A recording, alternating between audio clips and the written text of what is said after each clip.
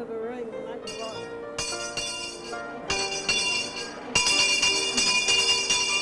Thank you. Can you all hear me? You hear all sorts of things about West Coasters. Quieten down, please. Thank you. Can you all hear me? Turn it up. Right. They're friendly and have a great community spirit. Quiet, please. Some even say they're the last original New Zealanders. Can you quieten down, please? We're going to. Yeah. Can you get them? I can get in closer to that. They're better. Right. Yeah, quiet, please. And some reckon they're too downtrodden. They let outsiders push them around too much.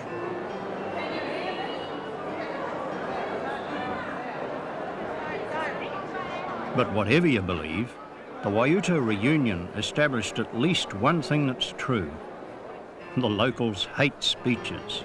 Well, look, I'd like to welcome everybody here tonight on behalf of the Friends of Waiuta and the New Zealand Forest Service, because they are as much a part of this reunion as we are. It's rather a special reunion. We trust that you have all had safe journeys, and a special welcome to those who have come from a long way. We know that there are some here from Australia. Where are they? Right. Did Alan come? Where is it? Is it here? Because Waiuta is a ghost town, the reunion was held at Reefton. I'm here, Auntie Mo.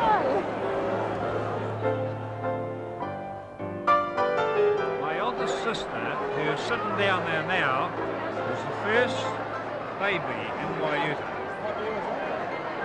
She was born in 1908. Nobody at the ball could actually recall the beginnings of the town. That was 80 years ago. It's getting hot now. You'll be on the vino. But there were some great memories of hangovers after the last ghost town ball held in '51. That's when the town closed down.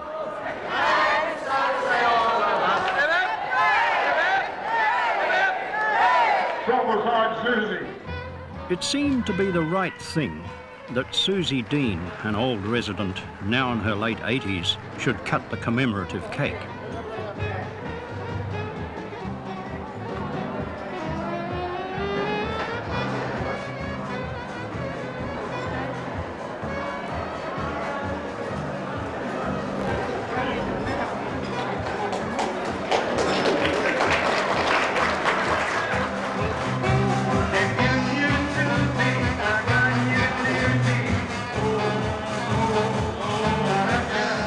Right from the start, this looked like the sort of weekend you'd remember for the rest of your life.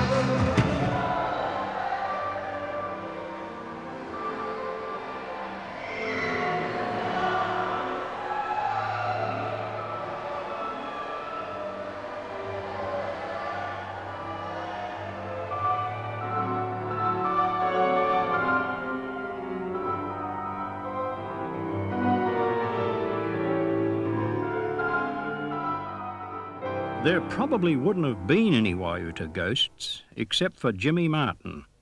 Here he is on film in a rare interview in the 1930s.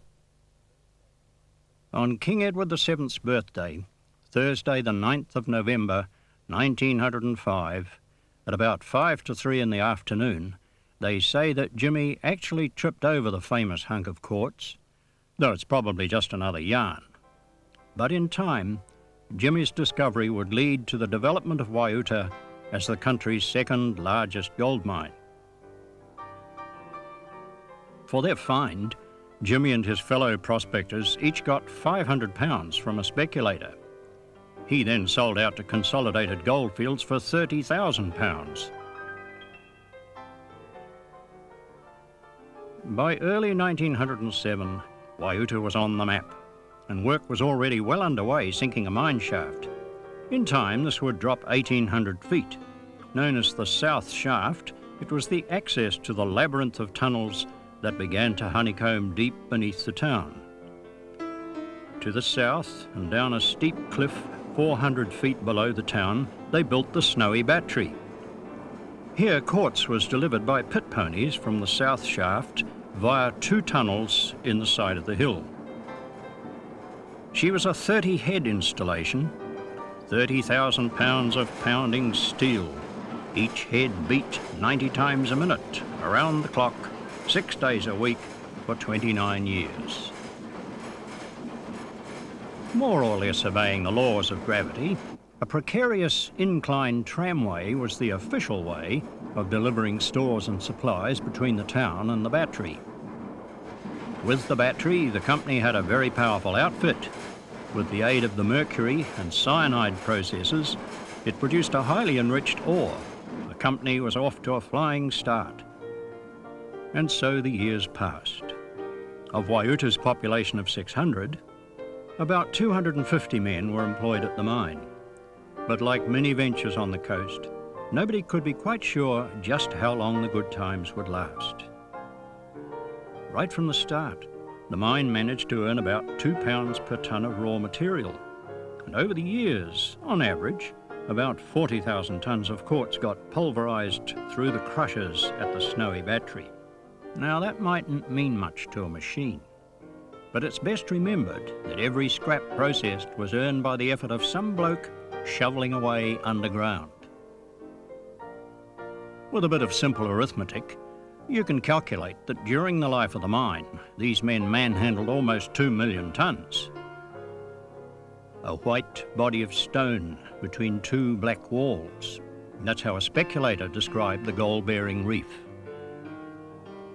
Nobody knew just how far it extended, but it varied in width from 12 feet to a few inches and ran northwest where, unobligingly, it dipped deeper into the ground in and under the Prohibition Hill. And it was here that they'd need to extend an existing shaft if the mine was to stay in business. After much haggling and dispute, the Pro, as the locals came to call it, was finally ready in 1938, and it had what you'd now call all the state-of-the-art technology of the day, and it only needed 5 men to operate. It had the deepest shaft in the country. It went down nearly 3,000 feet, and it rang the death knell for the Snowy Battery. Until the ball mill was built, they sent quartz down from the Pro by an aerial ropeway across the town and down to the battery, noisily unaware of its impending doom. And when the battery finally became silent, people reckoned they couldn't sleep. And perhaps the silence was foreboding, because during the war, fewer men remained to work the mine, and after the war, even fewer wanted to work in one. By now, the old, original South Shaft existed solely to provide ventilation to the Prohibition.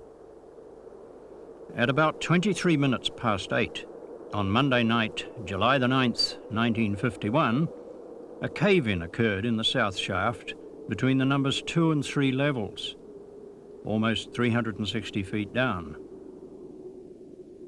The mine was closed. And the town? Well, quite simply, they took it away. The machine I was working with, they'd just imported them from England.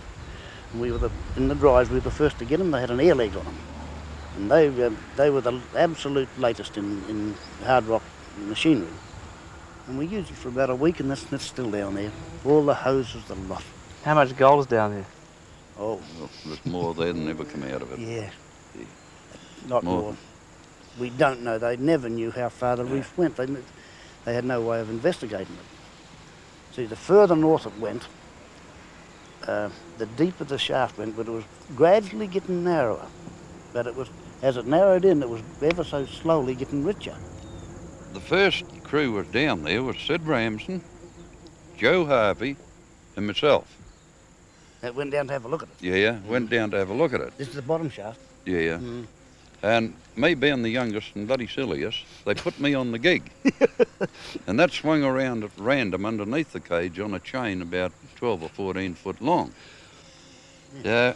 They said, when you strike where it's caved in, Ron, give us a yell and we'll stop the cage, right, eh? They were going down and down, and the gig, I'm looking out the edge of the gig, and I come to the entrance of where it caved in. I roared out to them, and the damn thing's still coming down. Roared out again, still nothing. Well, I had to reach out fair way, hang onto the gig and reach out and try and grab the knocker line, which was still there, luckily, and swing on that bugger. And I'm down in this damn hole about 14 to 20 damn feet. And I couldn't ring that knocker quick enough to get up out of it. Well, that hole you were in last night, I reckon you'd have put that in the bloody hole. You would But have. they never got me back down. Along Bottom Road, and just next to the single men's huts, Fred Thorne used to run a small general store. The tram line used to come up past here. Tragically, Fred died early, leaving his wife, Viola, to bring up their young daughter, Frances. And, you know, you could see everybody walking around the town. They'd come up, some of them would come up to this shop, and some of them would walk right around and go to the shops around there and then go home. And some of them would do vice versa, you know. They used to have a focal point here with the shop. Yes, they used to gather a lot. It was always a meeting place for them. And, you know, the shop veranda was full of people and kids. Did Dad used to tease them with the film and the camera a bit, did he? He used to have it under the counter. And if he saw anything that was worth filming, he'd have it out smartly. Grab your coats and get your hat. Leave your worries on the doorstep. Just direct your feet to the sunny side of the street. Can't you hear a pitter-pat? And the happy tune is your step. Life can be so sweet on the sunny side of the street. I used to walk in the shade with the blues on parade, but I'm not afraid.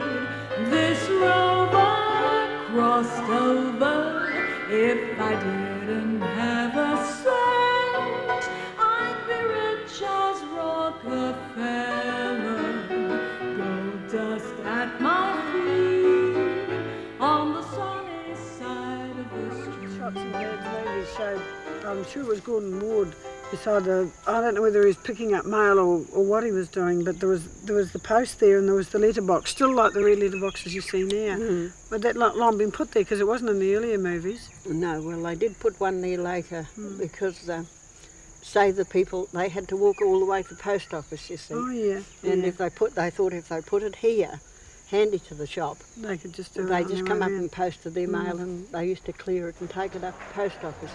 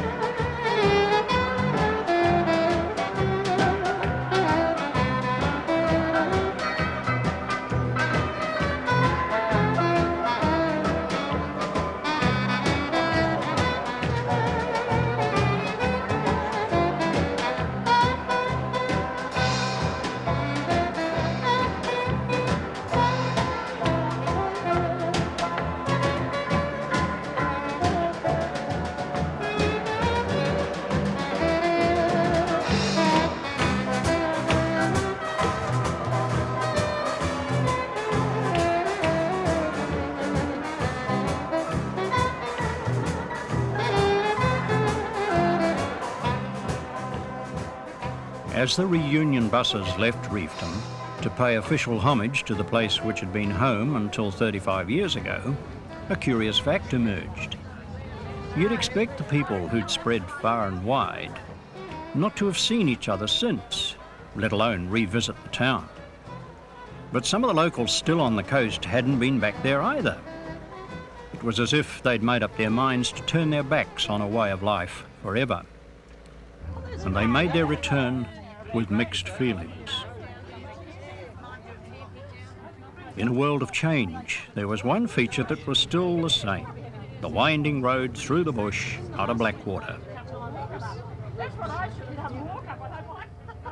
And I used to build your own little fire by the river. Put Little the billy. crawlies in a little billy, boil them up, and that was a special treat if you were allowed to go and catch the crawlies. That's something I'm going to do while I'm here, is go down to the creek and catch some crawlies. I might go for a swim in the swimming pool. Do you think Haven't got togs, there'll be but that don't frogs? matter. One by one, the familiar landmarks reappeared.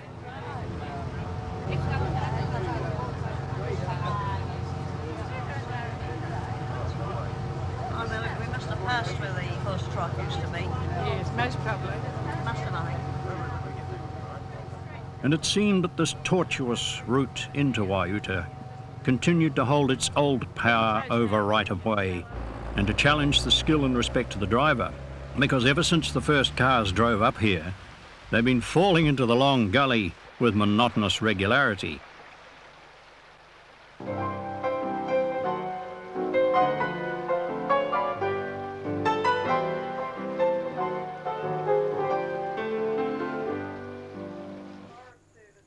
When they got there, they couldn't find the town, but the very return of people seemed to break the spell. A committee was formed to make plans for this reunion at Easter. As you all know, the hospital that had been so lovingly restored to its former glory was burnt down. But we're West Coasters and we don't just sit down, and we've kept going. Recently, somebody burned the old hospital down, and they're pretty sure they know who. One more in a long blaze of suspicious fires. It shows that nothing changes that much on the coast. You will make use of it.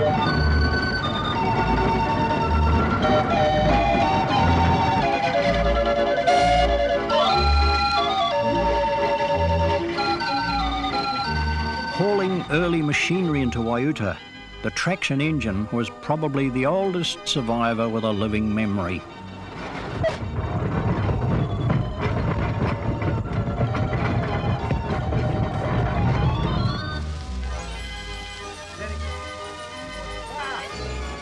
They say it took two blokes with two motor mowers about 6.5 days to level the grass on the wreck. But it didn't take that long to get a taste for things. I have two postcards. Have you got two different ones? No, they're just the same. With the brisk sale of souvenirs and the launching of Jerry Morris's book, it looked as if the reunion would pay its way.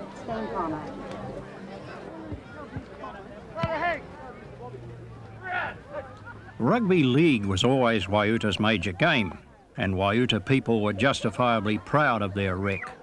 They drained the swamp near the south shaft, spread mullock from the mine, carted in the topsoil, and they used it for every imaginable sporting activity.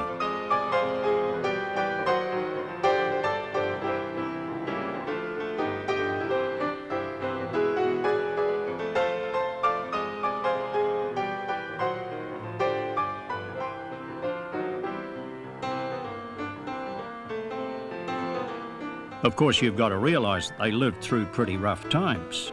They were isolated too, and the working conditions were always harsh and often hazardous.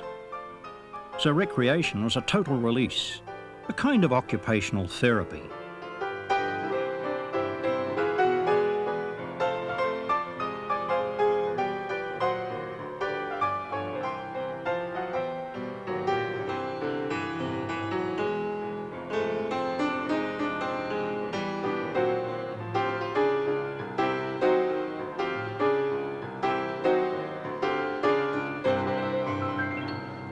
They say the only way to get acceptance on the coast is to be born there, or to fall down a mine shaft, or not be too lucky at 45s. But it helps if you keep speech making to a minimum. Humphreys, and I think you people working in Waiuta mines at that time had the job of breaking Mr. Humphreys in. Because he'd seen the lovely restored building come to life again, but you know, he's done a driving force job to get the I's dotted and the T's crossed to get this new lodge underway, and we just can't thank him enough for that, because he's done so much behind the scenes to get that done. And you're going to see that new 30-bed lodge there, and a lot of it is, well, most of it is thanks to Bruce. You're a great one at getting that work done, Bruce. It's my pleasure tonight to make Bruce Watson the very first honorary life member of the Friends of Waiuta.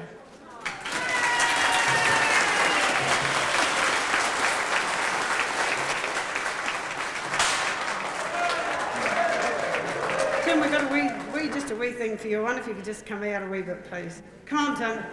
Tim's the first honorary mayor of Waiuta.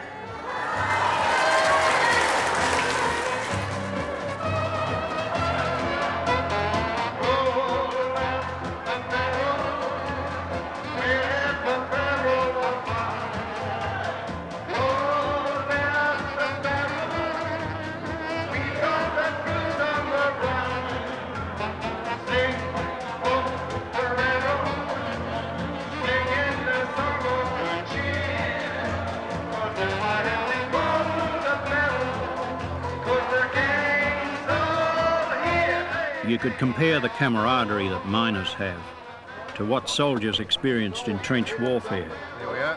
You've got plenty of water. And the feeling of brotherhood is usually lubricated by a few pints of Monteiths. What are you doing? What are you doing here? What are you doing now? Same as you are. Carrying your beer. The big black tank we used to have, that used to supply, you know, the old black tank behind the pit there. That used to supply, around the Oh, good God almighty, man, there's enough bloody water here to supply the whole of the West Coast if it didn't rain anywhere else. Marion, what happened to Marion? She died. Christ, we're all going to do that. Oh, someday, yeah. Well, let's drink to this anyway. Let's drink to this time. What about it? Let's have it. May I never be above you, may I never be below you, always be with you. Thank you. Righto, Billy.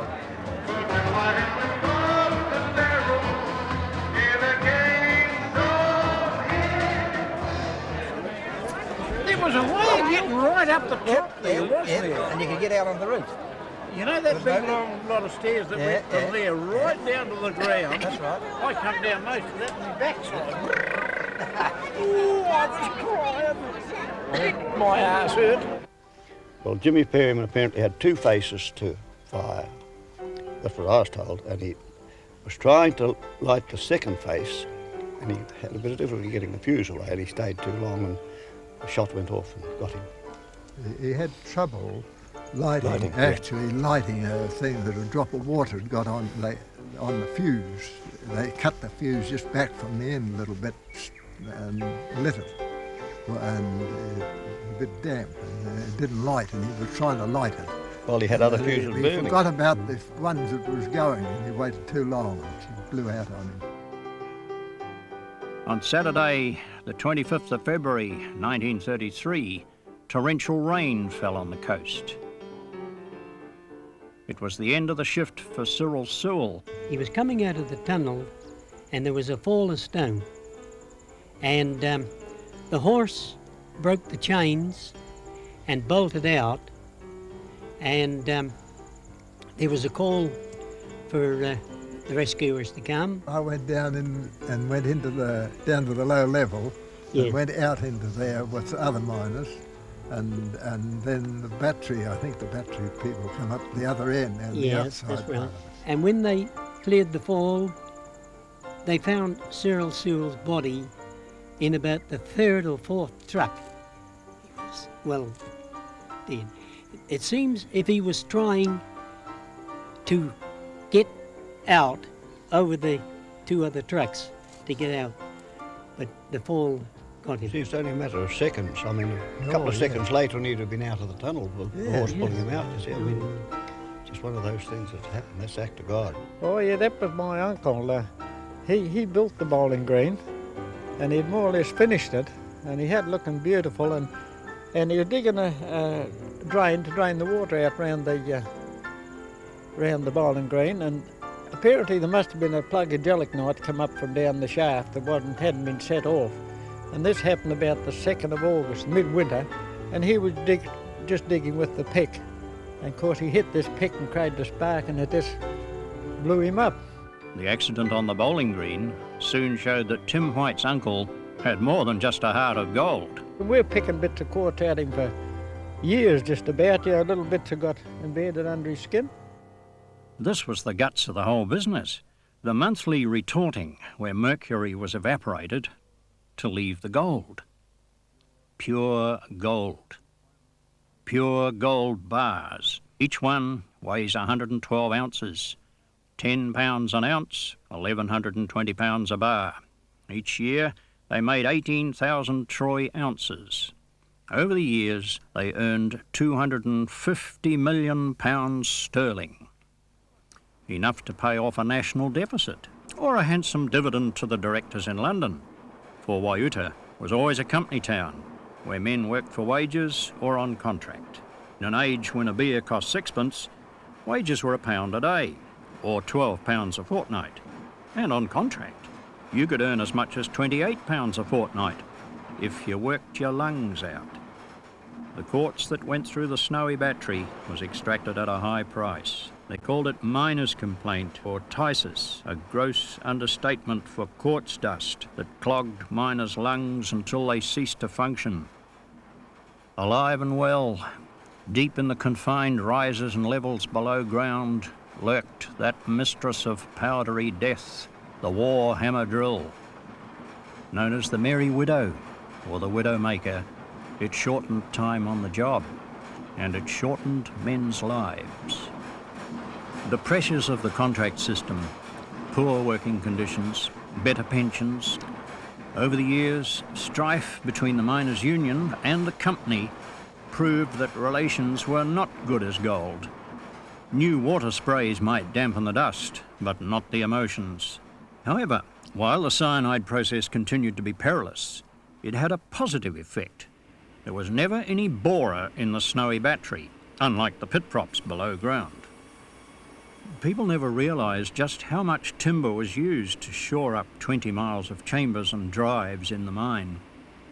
While massive mullock heaps proclaimed what came up, denuded hills were the silent witness to what went down, and until its dying day, the mine was being continually expanded. It was the best West Coast birch, and miners 2,000 feet below, on the 17th of June 1929, would have been very grateful for its resilience during the Murchison earthquake. Looking back, the Waiuta mine was a successful and curious blend of the old and the new, where man and machine were as one, as if they were both caught up and driven by the workings of fate. Today they'd observe an interface and use such catchphrases as capital intensive, machinery intensive and labour intensive.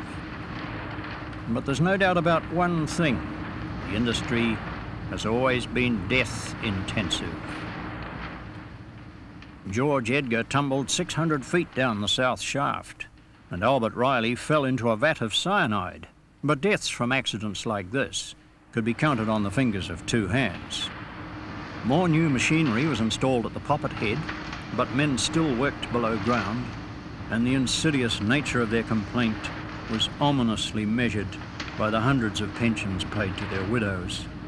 The victims were pretty stoical about it all, but many of the men who went down the shaft to work eventually went to another hole in the ground in the Reefton Cemetery. Yeah, but that they didn't seem to worry about it. That was all the work was about. There's no other work. They had to do something. So they went down the mine and they worked their insides out, and they got miner's phthisis, and some of them died.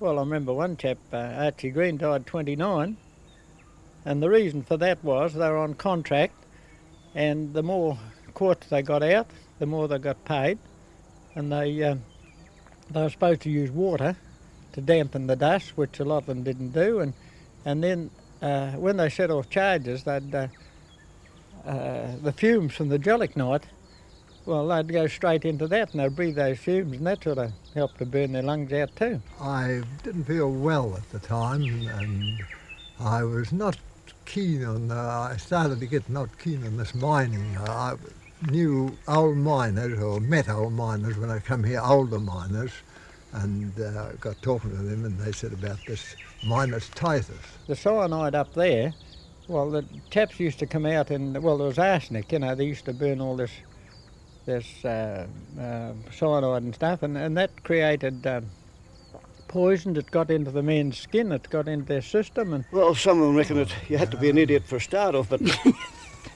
not as far as I'm concerned. I mean, because when your grandparents and everybody else was working mine, I had generations. Dan had generations of miners and God knows what not behind him. So it's, you know, it's not something to fear. One thing that I noticed when the short time I was down below was when you came up to the surface after you'd done your day's shift, how sweet the air smelled. Yeah. You know, probably about 150 foot before you got to the surface, you could smell the air. Fresh air. And it was fresh air, and it smelt beautiful after being down in the dank, you know, musty, fumy air down below. Go to the pub after work? Certainly. Didn't matter if it was 1 o'clock or 2 o'clock in the morning, yeah. The publican used to, when there was only going to be half a dozen of us coming down from up here, he would leave bottles of beer out there, and then we'd pay him tomorrow when we sit.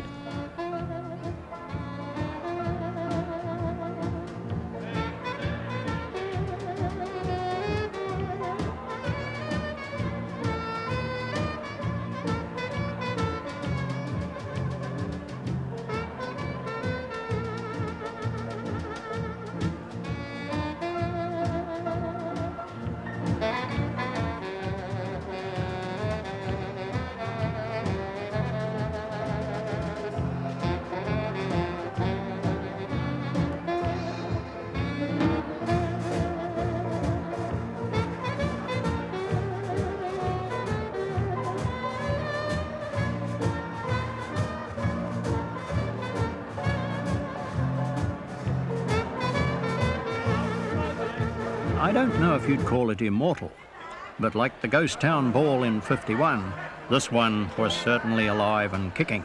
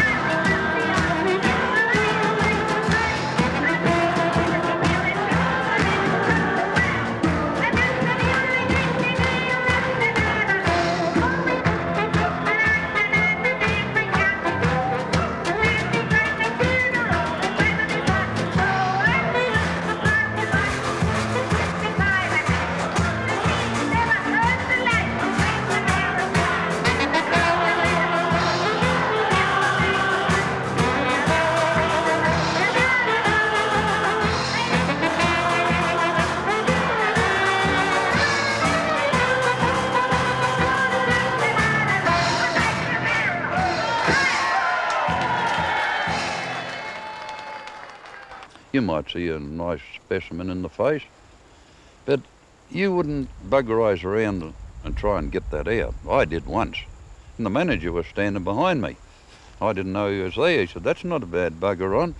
I said, "No, I didn't know whether to drop it down the bloody chute where I was working over or not." He said, "If you want it, you better put it in your pocket quick." Just to put it between their toes and come out of the mines.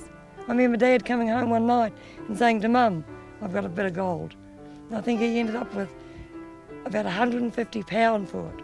But then he went up the pub and played 45s and Mum never saw it. The gold wasn't just there in hunks.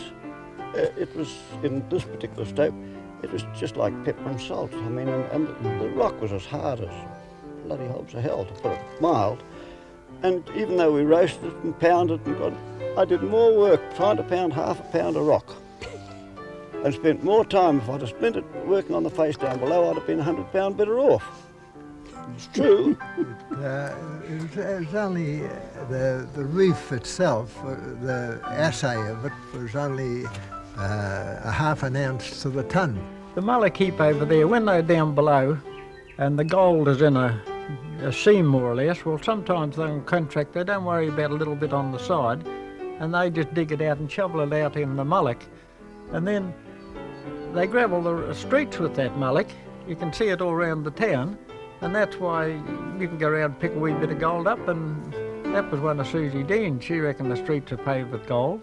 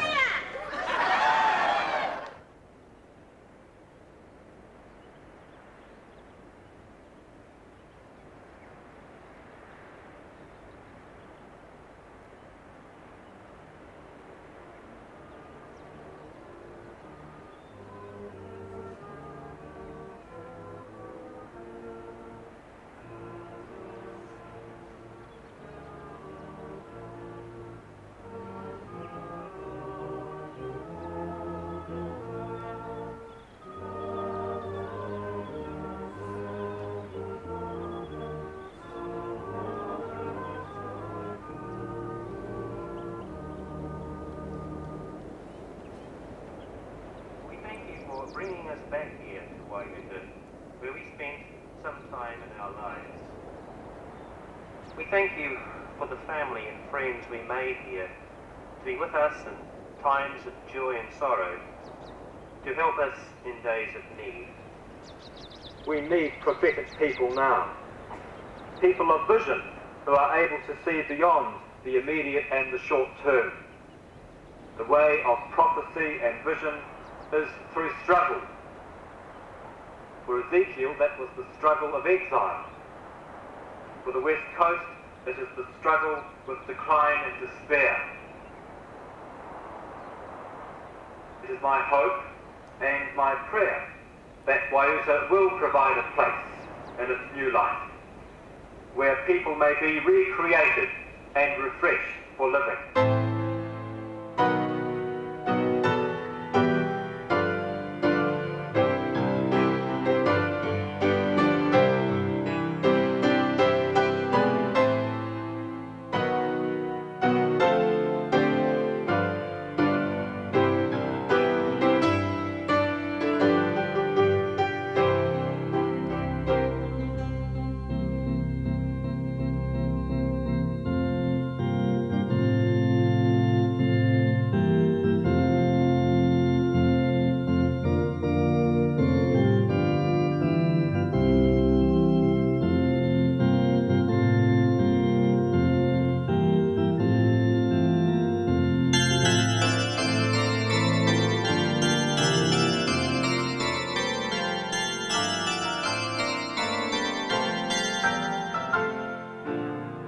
Casserly's marriage to Kath Kennedy in the Roman Catholic Church was memorable for the usual Waiuta knees up.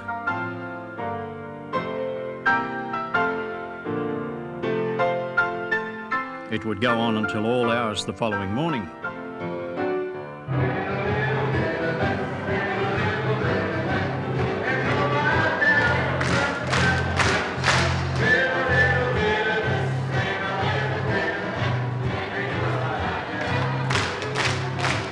They say it was isolation and danger that forged Waiuta's strong sense of community.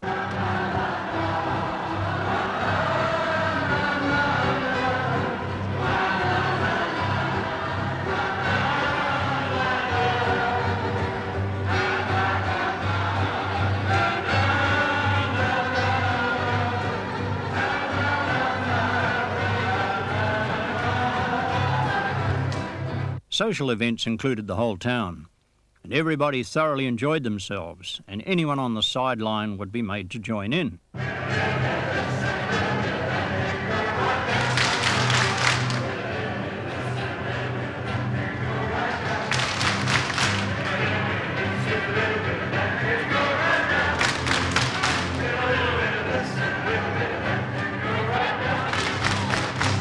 It was the sort of community where if anyone laughed over something, everyone else joined in and laughed too. And it was the same when someone shed tears.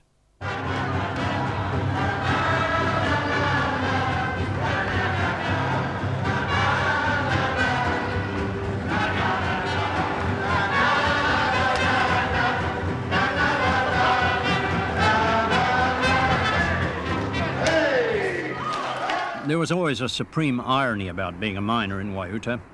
Spending most of the daylight hours in a working hole in the ground, it was easy to be unaware that beyond the town's perimeter ranged abundant birch forests, crystal rivers flowing on glistening green stones, and the long, unbroken line of tall, snow-clad peaks forming the Southern Alps.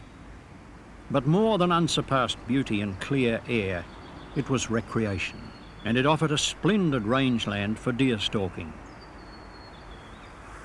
Fred Thorne took his 8mm camera along on some of the early expeditions.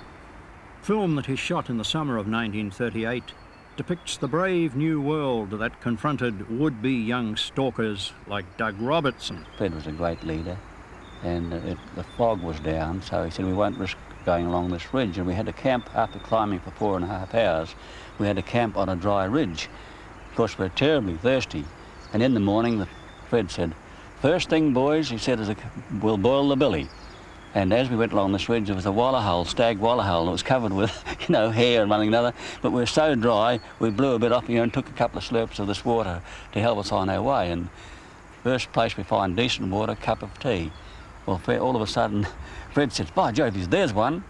And then, "Oh, there's another." And there was deer in all directions, and they were quite tame. It was 2:30 by the time we got to the eventual place where we boiled the billy. We got chasing these deer, forgot about the cup of tea.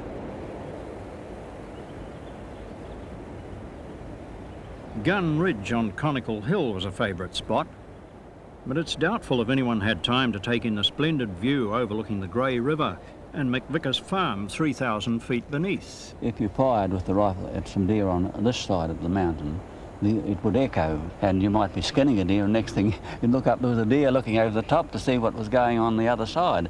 But a month after, they must be able to talk to each other, because all you'd see is the white tail and going the other way.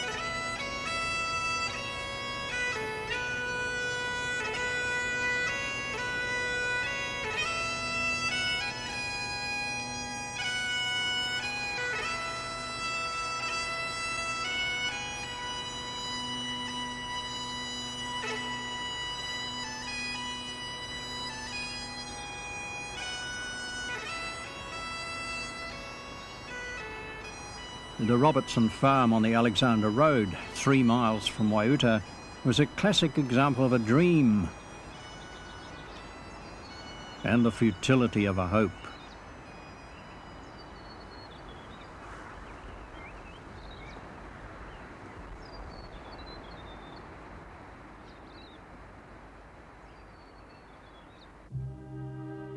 The clearing of land was a formidable task. This was real pioneering stuff, and it depicts a way of life common throughout New Zealand, and especially the coast, right up to the Second World War.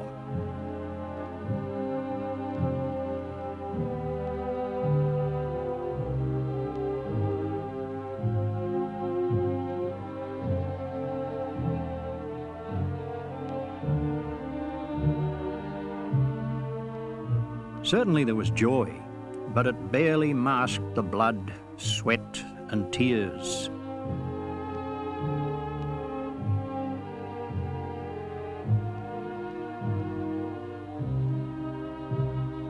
And it was a terrible performance because all roots and stumps in the ground, And as soon as the plough hit a stump, Father would have to hang on to the plough, so he couldn't let go to signal, you see. But when he eventually got it through to us that he was in trouble, the plough would be on end, just ready to go through the air, you see, and the coulter of the plough by this time would be bent back behind the bottom.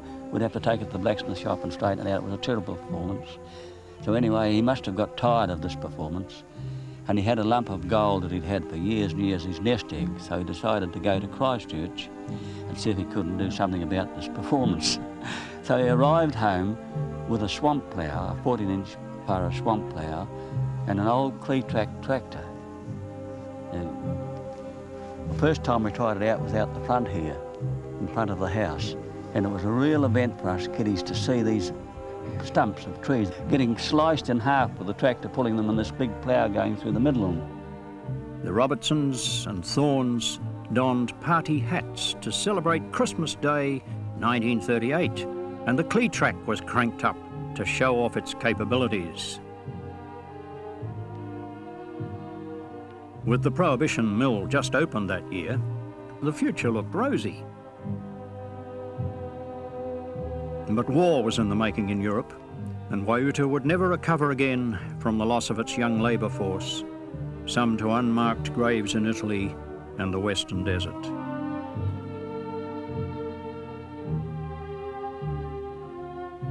You could say that on that Sunday, as the Cletrack was making its victory lap around the clearing, all the conditions of decline were already in place.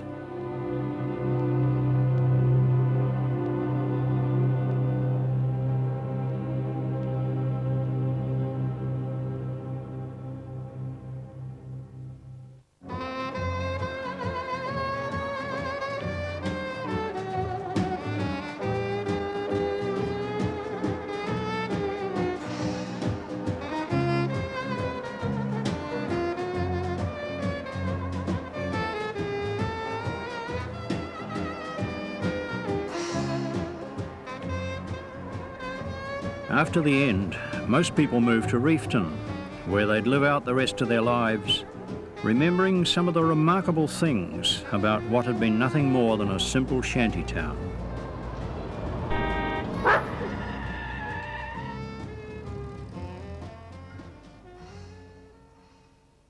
It was pretty primitive, I suppose, when you look back, you know. Yes. But, no hot and cold running water? No, we didn't know what it was. It was a bath in front of the kitchen stove, you know, for like a long time. I think Dad did fix up something in the wash house once, but that was probably, 20 yards from the house, you know, and you had to do a mad dash after your bath. But it really was primitive when you think of what you've got these days. Well, Dad used to go back and forth to work on horseback. He worked shifts at the mine, stoking the boiler. And we walked from here to the Waiuta school. There was no road here at that time, of course. We used to walk along the Waiuta water race and around down the pipeline to the battery, the old Waiuta battery, and then there was 192 steps we used to climb up through the buildings to the top, and then from there on up to the school. It used to take us about an hour and 10 minutes. We didn't have much to compare it with. Reefton was as far as we ever went, and I don't think they even had bathrooms and that there, you know. We went to our grandparents and that, but they might have had an old tin bath out in a shed, you know, but it didn't seem to be a great deal different to what we had. My mother used to make perhaps 2 trips a week up herself. She was a fairly stout woman, and I often wonder, you know, how she made it up there and back. Because she wouldn't carry a pack bag like we always had. Dad had made us pack bags for carrying the food in. She would walk with 2 baskets in one hand, a strong hand, one in the other, and we'd go to meet her. And by the time she came up over the hill from the battery, it was very steep. You know, I wonder how she ever did it. You know, she had a goiter, and you could hear her. There was one sharp place in the hill where you climbed over, and when you went to meet her, if she was coming up the other side, you could hear her puffing before you came over the skyline to meet her. These men can talk about what they did in the mine, but it's my mother and the other wives and women of Waiuta that really knew hard times. How do you mean? Well, many a time we never saw our fathers and all the other fathers for 2 to 3 weeks at a time. They were up the pub playing 45s and our mothers were home without any money, without any food for us. The women, they could be docile up to a point, but you got them on the march, you get Mammy Hall or Ma Stevens. Ma Stevens, yeah. And Mrs. Ward on the march. Didn't know? Oh, Mum just used to martyr on with the 10 of us. No, the women were very strong. We were strong, and us as children were very strong. We all stuck together, made scones together, did everything together, waiting for the men, the fathers and the husbands to come home. Well, Waiuta was being isolated. See, it was 9 miles from the main road, and there wasn't much transport in those days. There wasn't many cars, and they had to make all their own fun. So they had their football field, their cricket matches, and they used to have the hotel, and they had a billiard room and tennis, cricket, football, all that sort of thing. Evening time was probably the worst part of it. But there again, the married people used to entertain the singing. That's right. Quite a lot. It was a community effort. We had the recreation ground up there, we had bits of paddocks around the hill, and the married people, like the mothers and fathers, would be out there with a tribe of kids playing rounders or cricket. You don't see it nowadays. No. We had a beautiful life owing to the fact we didn't worry about having material things. We had each other, and that's what the main thing that counted.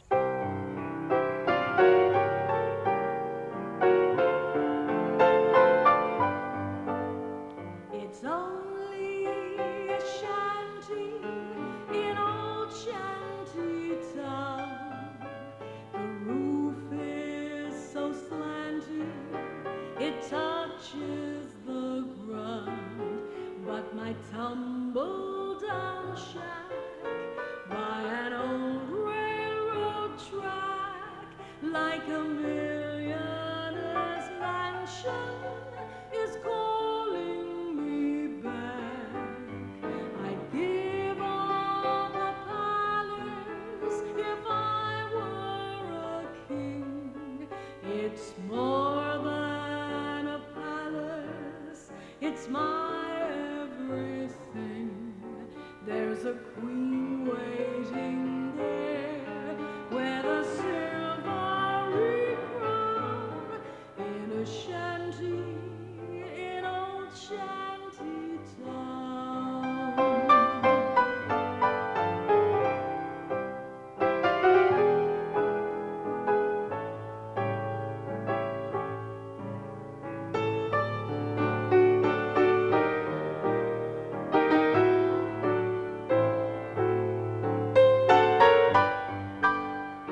Perhaps these were the last of the original New Zealanders, the original optimists.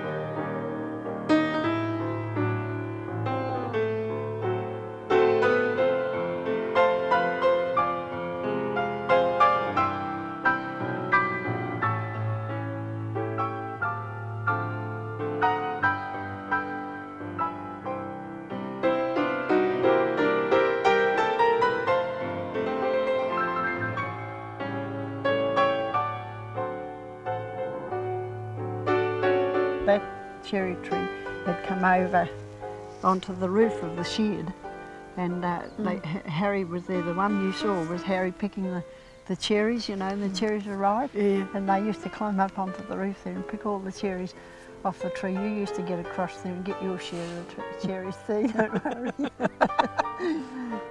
Do you remember the Women's Institute Hall down there? Yeah, I can remember that down on the corner there. Yeah, and they had the wedding celebrations institute, and do you remember Almond Kemp and they used to come around, go over to the pub, come round on their way home, and they'd stand outside the house, you know. And I think old Mon used to wake you at times. He used to say, good night, Fred, good night, Mrs, good night, God bless you all.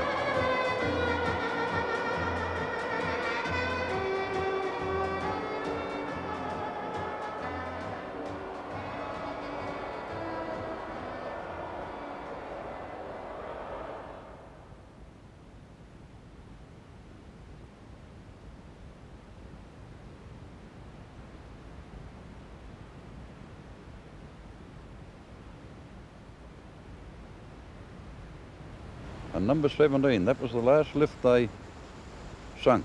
Yep, that was it. They fired around in the reef, and that was it. But it was like looking in a jeweller shop window. Yeah. It was.